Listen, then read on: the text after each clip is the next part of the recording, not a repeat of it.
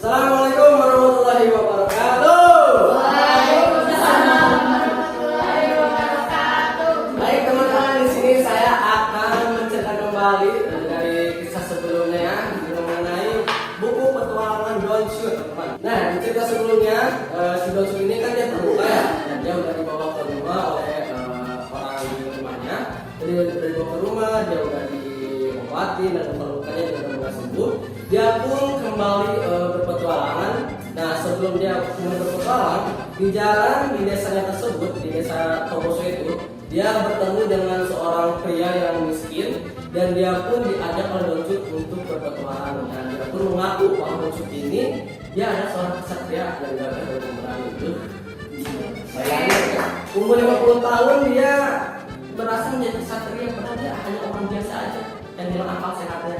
Nah, dalih-dalih dia pun percaya ya, si orang itu yang bernama Sancho, dia bernama Sancho, dia percaya bahwa si Don Shoot ini memang seorang kesatria karena dia kan menggunakan jirat kuda itu dan membuat tombaknya.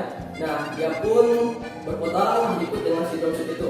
Nah, di jalan dia iming-iming bahwa si Sancho ini akan diberi sebuah pulau di mana pulau tersebut akan dikasih kepada Sancho, dan si Sancho pun dia akan menjadi seorang rajanya, dan istri si Sancho akan menjadi ratunya, dan anaknya akan menjadi seorang pangeran. Dan dia pun percaya dengan perkataan si Don Shoot ini. Nah, petualangan pun berlanjut. Si Don Shoot ini dan si Sancho bertemu atau melihat di sebuah desa yang melihat ada yang namanya kincir angin, berburu kincir angin. Dan si Don Shoot pun menganggap bahwa kincir angin tersebut adalah raksasa.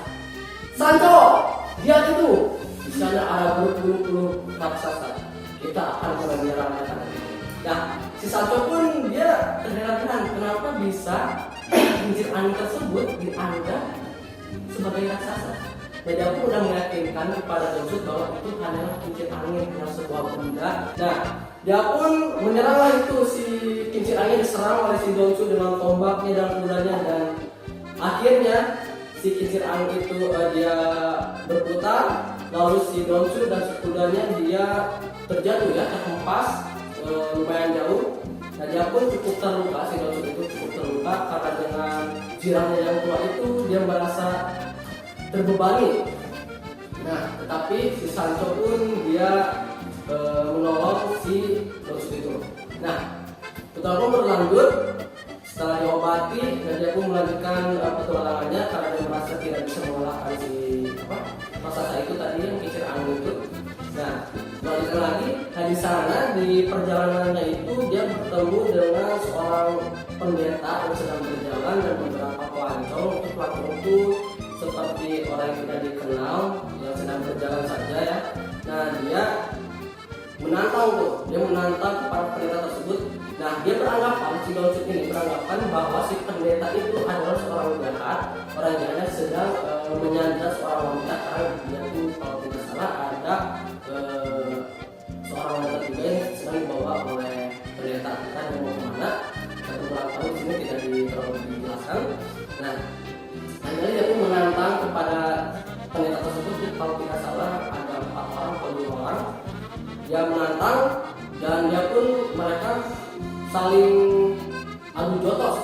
Yang satu si Don Shoot dia menggunakan tombaknya, yang lainnya mungkin yang satu yang lainnya dua pendeta itu dia menyerang si Sancho pengawalnya, dan di sana si Sancho tidak bisa berkutik karena dia tidak menggunakan perlengkapan tersebut. Nah, hasil akhir dari pertarungan tersebut dimenangkan oleh si Don Shoot itu.